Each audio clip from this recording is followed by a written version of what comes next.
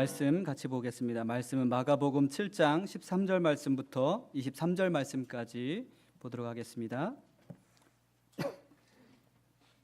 마가복음 7장 13절 말씀부터 23절 말씀까지 저와 여러분이 한 절씩 교독하겠습니다. 제가 먼저 13절 말씀을 읽고요. 여러분이 14절 말씀을 읽겠습니다. 제가 13절 말씀을 먼저 읽습니다.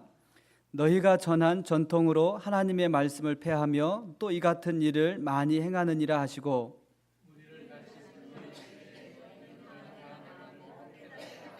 무엇이든지 밖에서 사람에게로 들어가는 것은 능히 사람을 더럽게 하지 못하되 무리를 떠나 집으로 들어가시니 제자들이 그 비유를 묻자온대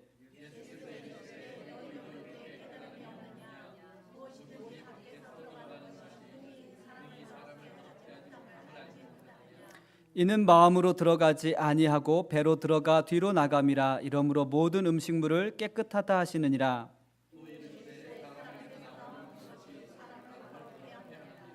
속에서 곧 사람의 마음에서 나오는 것은 악한 생각 곧 음란과 도둑질과 살인과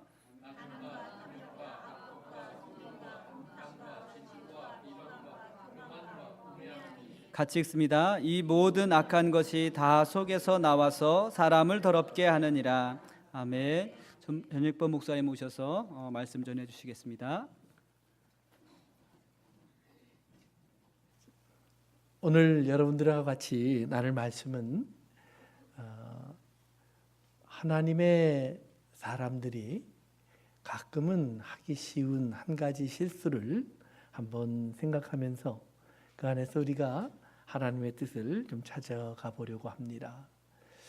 오늘 성경에 나오는 그 예수님이 이렇게 책망하시는 바리새인들은 사실은 굉장한 열심을 가진 사람들입니다. 그들의 열심은 바울이 말하는 것처럼 정말 쉽게 이 땅의 사람들이 흉내내기 어려운 신앙생활입니다. 우리가 흔히 비판하는 말로 자주 하는 말이지만 한번 그걸 거꾸로 들어보시면 여러분들이 그 말을 조금 이해할 수 있습니다. 바리새인의 기도 속에 그런 얘기가 나옵니다. 나는 일주일에 2번 금식합니다. 일주일에 이틀 금식한다는 말이에요. 그리고 정확한 날짜는 안 나와 있지만 아모스서에 보면 사흘에 한 번씩 11조를 드립니다. 그래요. 사흘에 한 번씩. 가난한 자를 구제하기를 힘썼습니다. 또 하나님 앞에 율법에 어긋난 일은 행하지 않았습니다.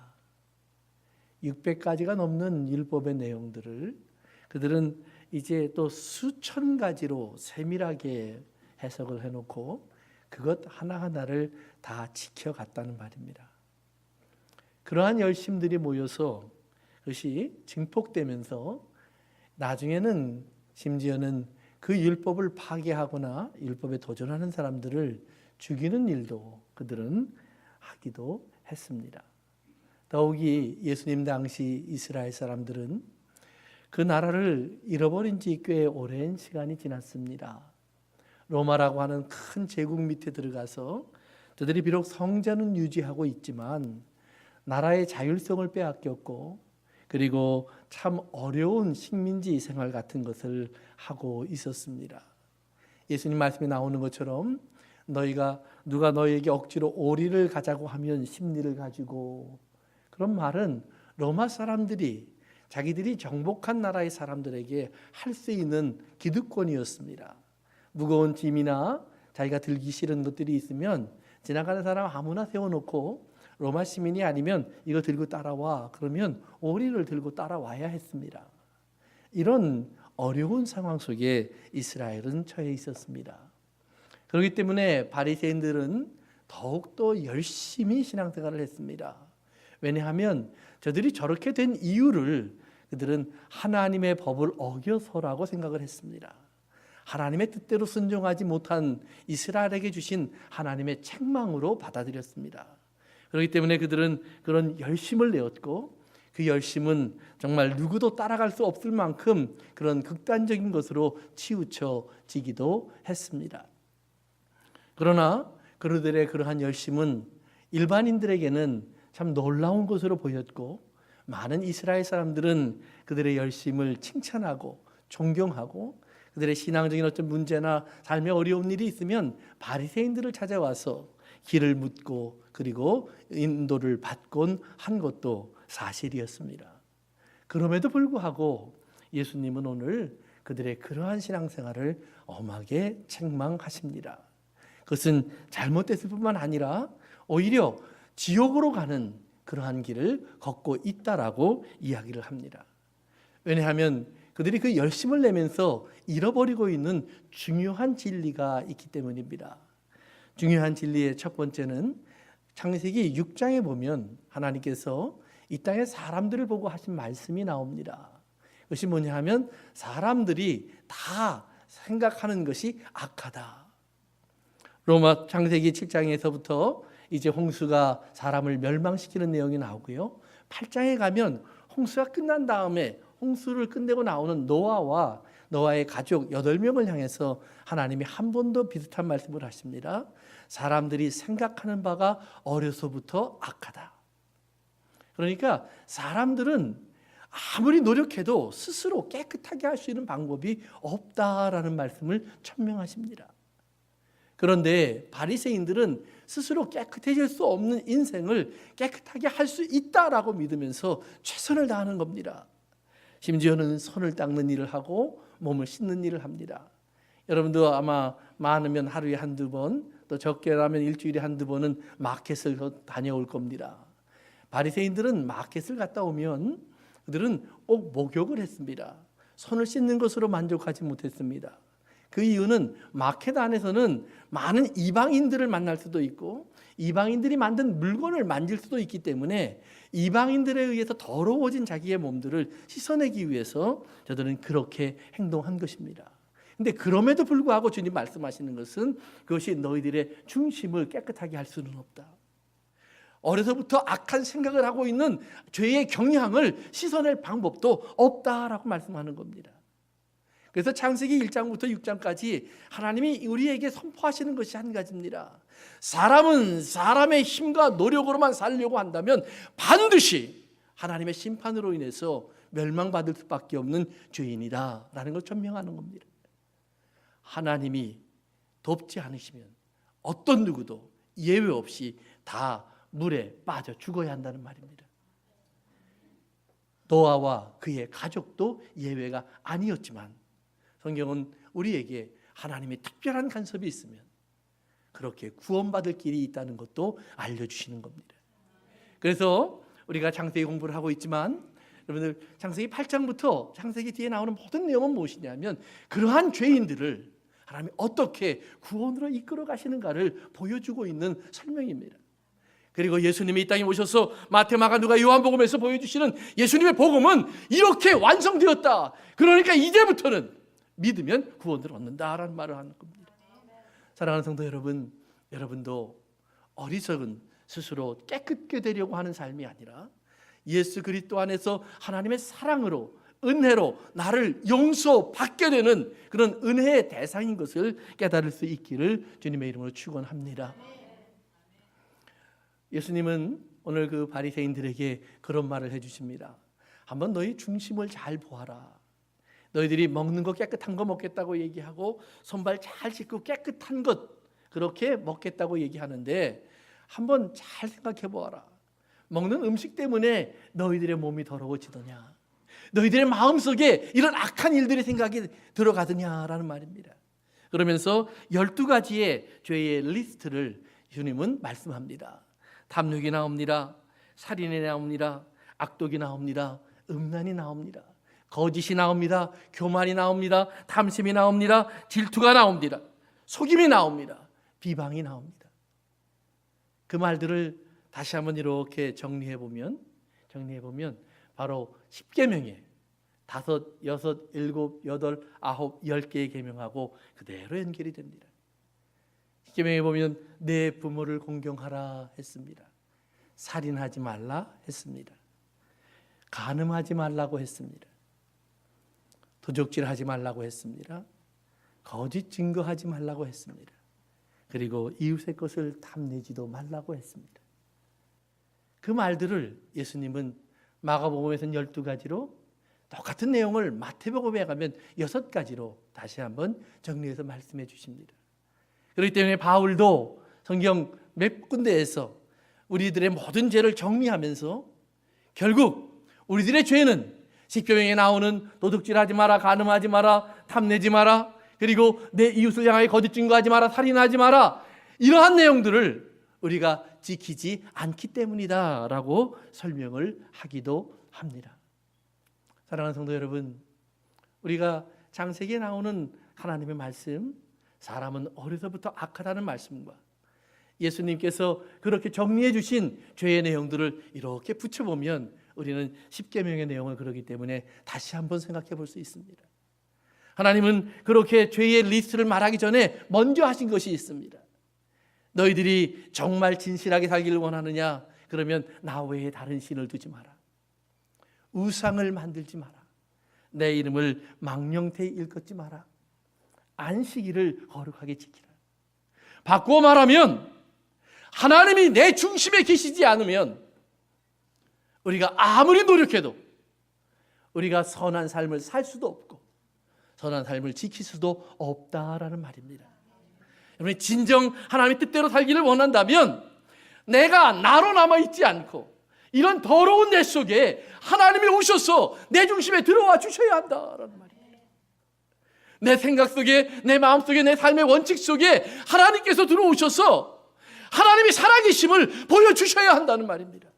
하나님 외에 다른 신이 없음을 알게 해주시고, 그렇기 때문에 내 욕심과 탐심을 따라서 잘못된 우상을 따라가는 것이 아니라 하나님의 참된 모습을 찾아갈 수 있는 하나님을 알게 해주시기를 우리가 사모해야 한다라는 말입니다. 그렇기 때문에 하나님이 아브라함을 만나면서 하시는 말씀이 있습니다. 아브라함아, 내가 어떤 사람인지 소개해 주마. 나는 너에게 복을 주는 사람이야. 나는 너를 부르고 너를 의롭게 하고 너를 붙잡아주고 너를 지켜주고 너의 상급이 되고 너의 방패가 되는 하나님이야. 나는 여호와 이레의 하나님이 되고 할 수 없는 것을, 네가 존재할 수 없는 것을 있게 하는 하나님이고 죽은 자를 산 것처럼 부르시는 하나님이야. 사랑하는 성도 여러분, 아브라함은 전혀 몰랐던 하나님을 새로 알게 되는 것입니다. 가질 수 없던 것, 생각할 수 없던 것, 바랄 수 없던 것, 말할 수 없던 것, 그러나 그것을 이제는 말하게 하시는 하나님, 그래서 꿈꾸게 하시는 하나님, 그래서 찾아갈 수 있게 하시는 하나님, 그리고 나의 모든 부족과 허물이 있음에도 불구하고 그 허물로 인하여 계획을 바꾸시는 것이 아니라 그럼에도 불구하고 그 약속을 지키시는 하나님을 우리 하나님은 아브라함에게 알게 하시는 것입니다. 그 하나님의 일은 이스라엘이 애굽에서 나와서 광야를 지나갈 때도 계속됩니다. 10번이나 이스라엘은 하나님을 반역합니다. 그리고 자꾸 돌아가겠다고 얘기를 합니다. 애굽이 여기보단 낫다. 거기에는 그래도 마늘도 있고 파도 있었고 수박도 있었고 누워서 쉴 곳도 있었고 따뜻한 화로도 있었고, 그들은 훨씬 더 좋은 애굽을 자꾸 이야기합니다. 하나님의 품속에 있는 것이 그리 즐겁지 않다고 그들은 불평하기도 합니다. 그러나 그럼에도 불구하고 하나님은 그 불평을 다 받으시면서 이스라엘을 끝까지 놓지 않습니다. 성경에 보면 이런 하나님을 대신했던 모세가 한번 자기의 열심을 보여준 적이 있습니다. 정말 최선을 다해서 이스라엘 백성을 인도하면서 하나님의 뜻대로 끌어가는데요, 이스라엘이 어느 날 또 모세에게 불평을 합니다. 물이 없어서 우리가 죽을 것 같다. 왜 우리를 여기까지 불러내서 죽이려고 하느냐. 모세가 또 한 번 그런 어려움을 당하니까 성경은 이렇게 설명을 합니다. 모세가 그들을 떠나 하나님께 찾아갑니다. 간절히 기도합니다. 여러분, 문제가 있을 때 문제 속에 있는 것보다는 문제 밖으로 나오는 것이 중요합니다. 그래서 모세가 그렇게 했어요. 기도했습니다. 그리고 하나님의 응답을 듣습니다. 하나님께서 모세야, 돌아가서 네 손에 든 지팡이를 짚고 돌아가서 내가 너에게 하는 대로 너는 그들에게 하라. 바위를 향해서 물을 내어주겠다라고 하나님 말씀하셨다고 선포하라. 그러면 바위에서 물이 나올 거야. 모세는 그 말을 듣고 돌아왔습니다. 그리고 다시 이스라엘 백성 앞에 섰습니다. 이스라엘 백성들이 이제 모세를 바라보고 있습니다. 그런데 그 이스라엘을 바라보는 순간 모세 안에서요 화가 쑥 올라와 버렸습니다. 처음으로 모세가 그들에게 그렇게 말을 합니다. 반역하는 무리야. 물론 하나님이 이스라엘을 향해서 종종 그런 화를 내셨습니다. 그러나 모세는 그렇게 화를 낼 권리가 없습니다. 제가 아무리 목사지만 여러분들에게 여러분의 죄를 보면서 화를 낼 권리가 없다라는 말입니다. 왜냐하면 나도 죄인이니까. 우리의 죄를 보고 화를 낼 수 있는 분은 하나님 한 분이십니다. 그렇다고 해서 죄를 보고 못 본 척하자라는 말은 아닙니다. 죄가 있으면 고쳐야죠. 고치기 위해서는 서로 충고해야죠. 권면해야죠. 죄를 드러나게 해야죠. 교회는 죄를 숨겨주는 것이 아닙니다. 교회를 드러내게 하고 죄를 씻어내는 곳입니다. 용서하고 기억지 않으려고 하는 곳입니다. 사랑하는 성도 여러분, 모세의 입에서 엄한 말이 나왔습니다. 우리가 너희에게 물을 주랴. 그리고는 지팡이를 내리쳤습니다.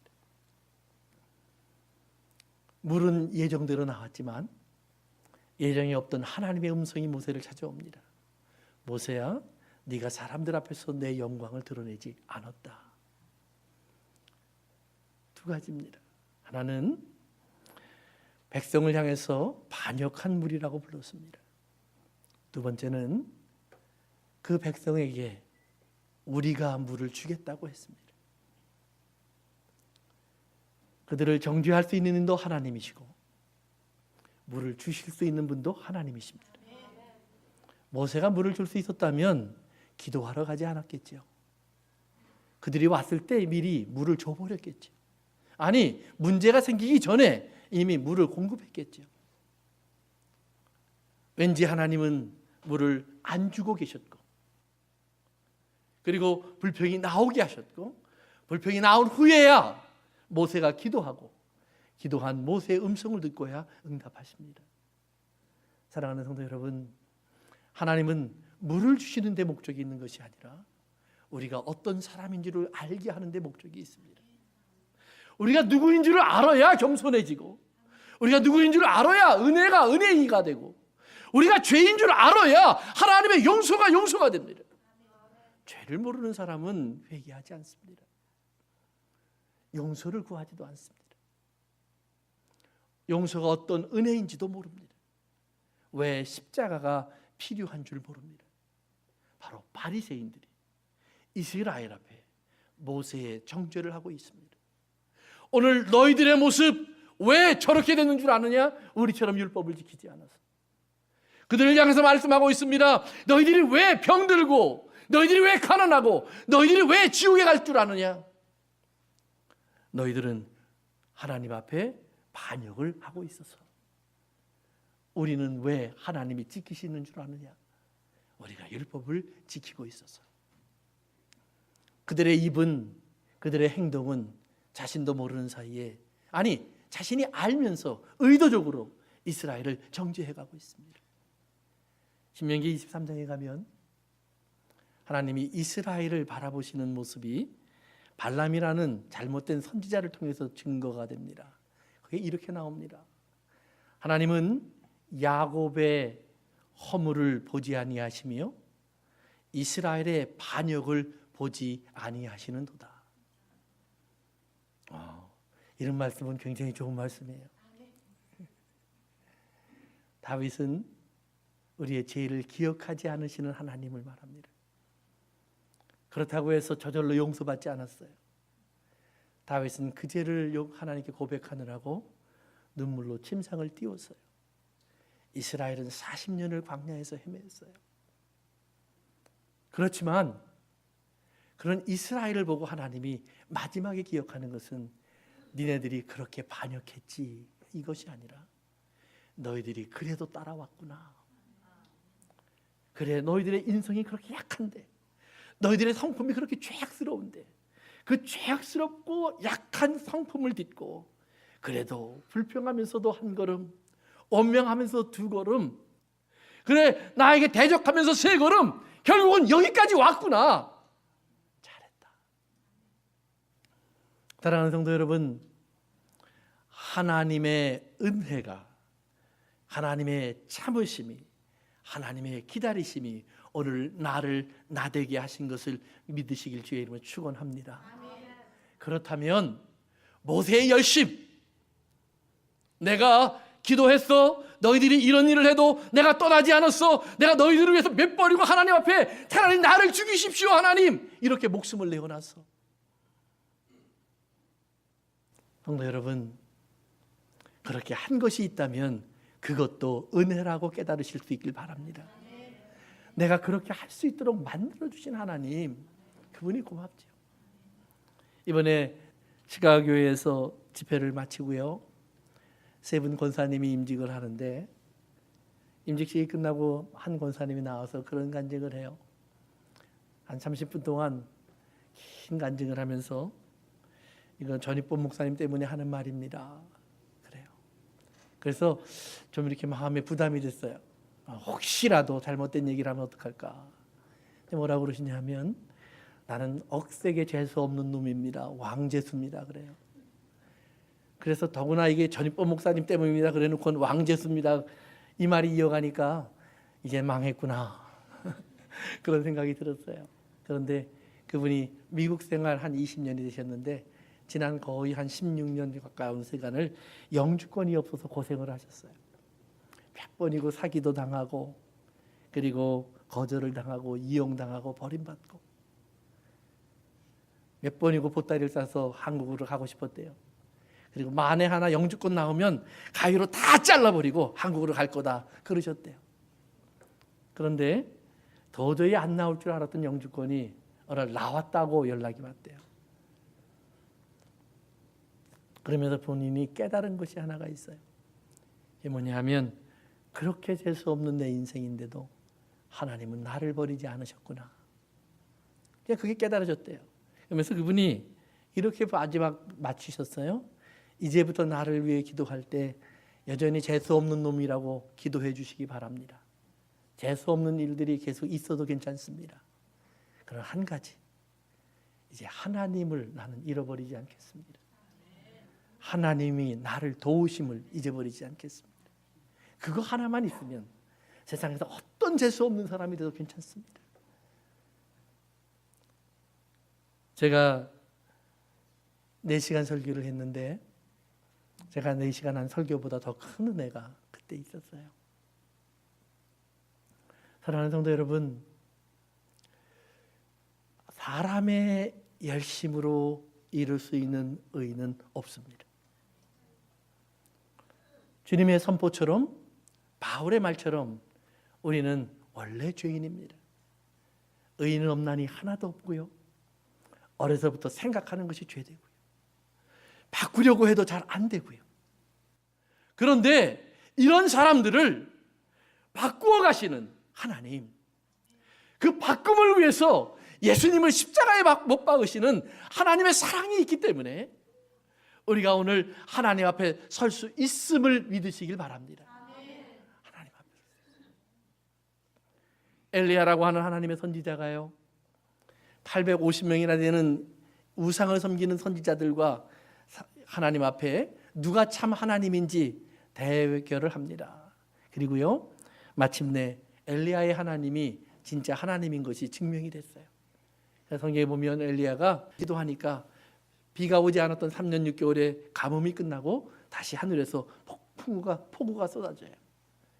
폭우가 쏟아질 때 왕을 이끌어서 궁궐까지 돌아가게 해줘요. 그런데 왕과 왕비가 그 사건 이후에 얼마 있다가 엘리야를 죽여야겠다 그래요. 자기들을 위해서 기도해 주던 우상을 섬기던 선지자들 또는 제사장들을 다 죽였기 때문에 엘리야를 죽이겠다. 그러니까 엘리야가 도망을 갑니다. 그러면서 성경에 보면 이런 말을 해요. 하나님, 내가 하나님께 어떤 열심을 가졌는지 하나님은 아시지 않습니까? 이 땅에 이렇게 악한데 나는 하나님을 향해서 최선을 다했습니다. 목숨 내놓고 싸웠습니다. 그런데 하나님, 나보러 더 이상 어떻게 하라고요? 차라리 죽이십시오. 하나님이요, 엘리야에게 그렇게 말을 합니다. 엘리야야, 내가 바알에게 무릎 꿇지 않은 사람 7,000명을 남겨두었노라. 너 혼자인 줄 아니? 두 번째, 네가 스스로 살아남았는 줄 아니? 내가 남겨두었노라. 하나님, God saves His people.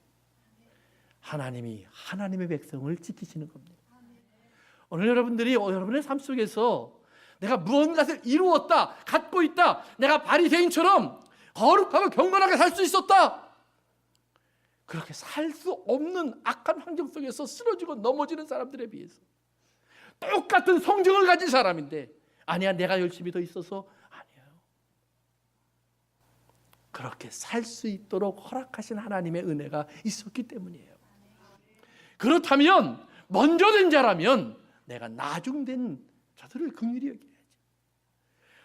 아버지가 되어서 자식보다 내가 더 강하다고 자랑하는 미련한 사람이 되면 안 되죠.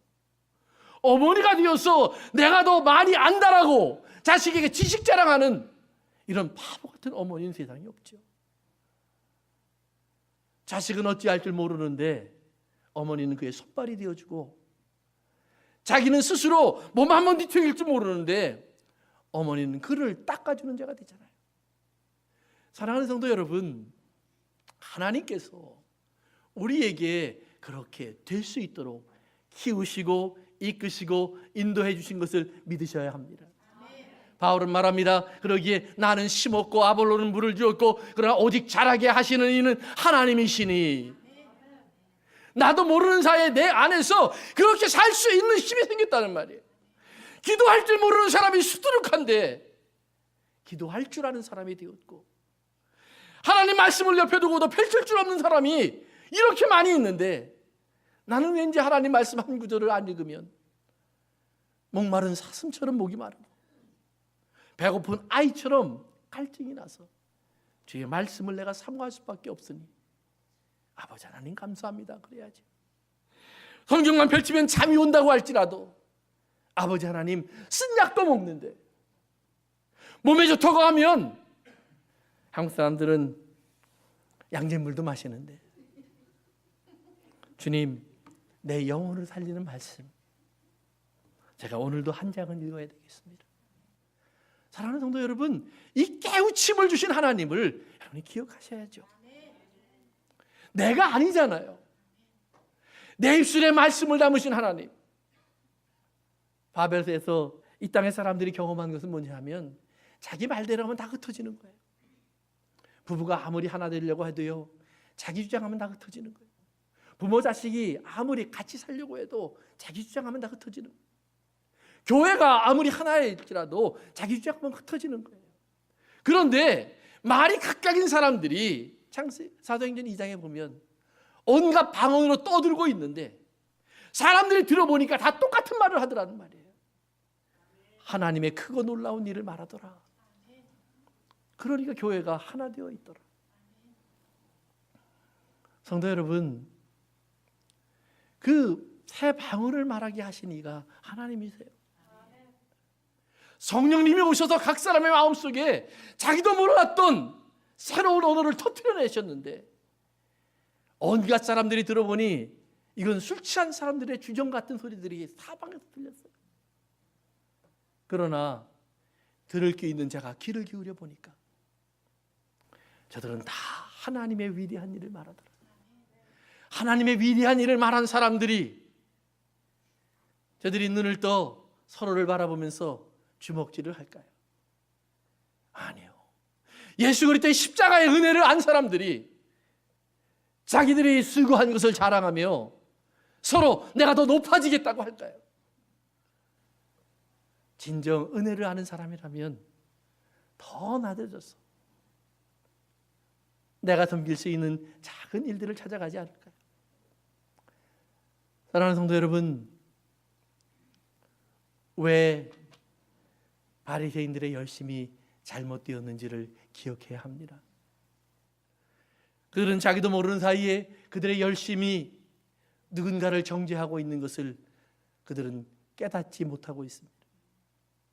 자기의 의로움이 누군가를 지옥으로 던져놓고 있는 것을 깨닫지 못하고 있습니다. 바울은 이렇게 말합니다. 이스라엘의 의인은, 저들의 의인은 사람들을 이렇게 넘어지게 하고 자기도 구원하지 못하는 말들이지만, 예수 그리스도 안에 있는 하나님의 의인은 말하기를 누가 저 음부에 내려가겠느냐라고 말하지 마라.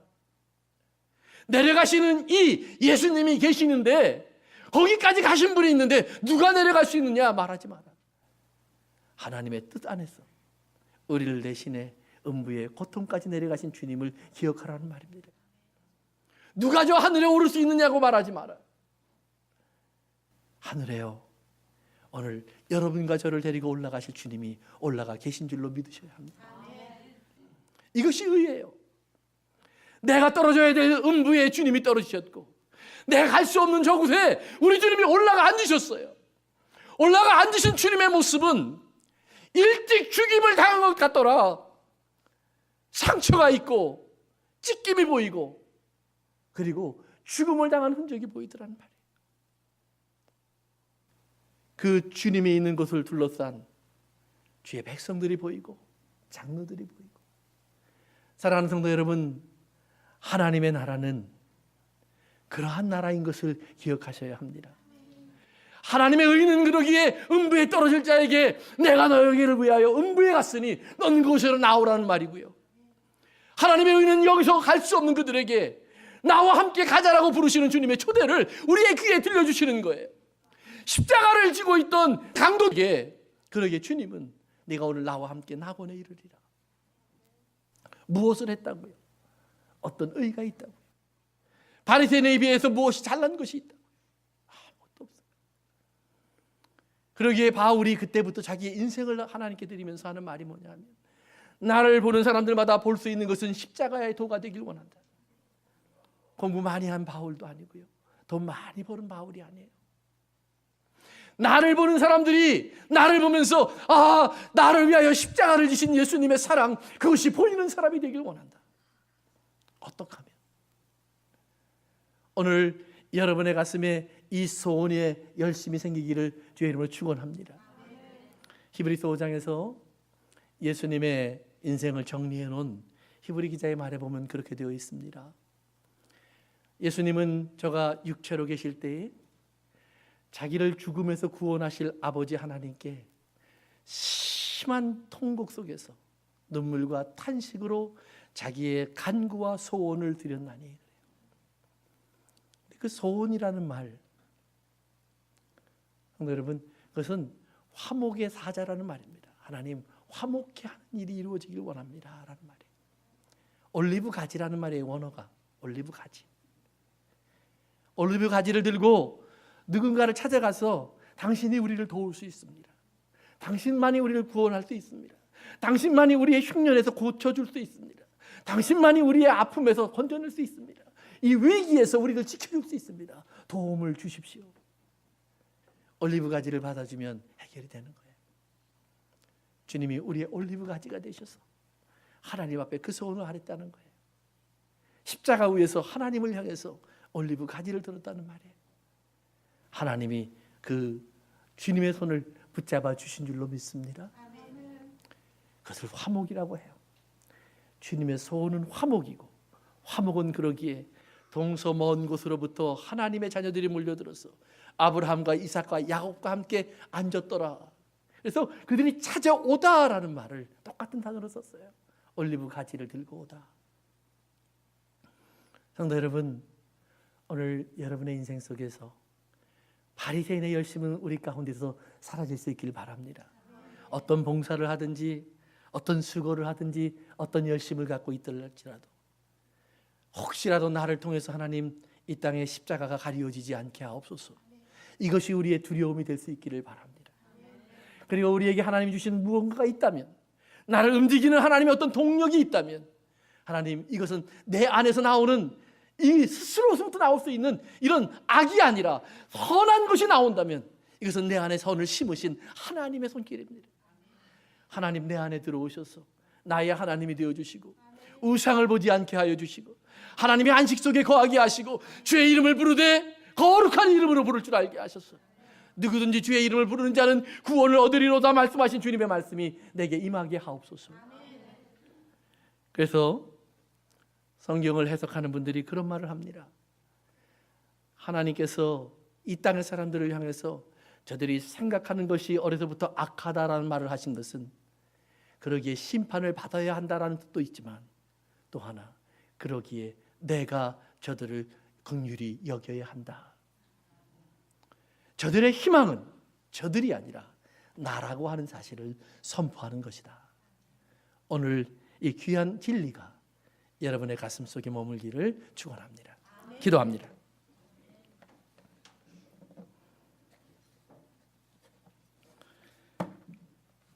우리 잠시만 하나님 앞에 그저 머리 숙여서 하나님 아버지, 맞아요. 나는 어려서부터 생각하는 것이 악한 사람이에요.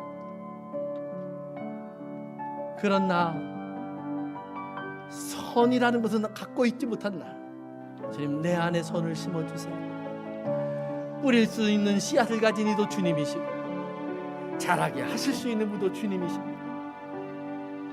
목사가 할 수 있는 일은 그저 물 주는 일입니다. 주의 말씀을 그저 뿌리는 일입니다. 생명은 주님이 갖고 계시고 자라게 하심도 주님이 하실 겁니다. 어떤 밭도 상관이 없습니다. 가시덤불이 많다고 할지라도 뽑아내실 수 있고 돌덩이 같은 밭일지라도 뽀개내실 수 있습니다. 주님으로 여러분을 만지게 하세요. 나를 불쌍히 여기소서라고 그의 자비와 긍휼을 구하세요. 자비와 긍휼이 풍성하신 하나님이라고 말씀하시는 그 죄악을 보고 계신 하나님의 뜻을 깨달으세요.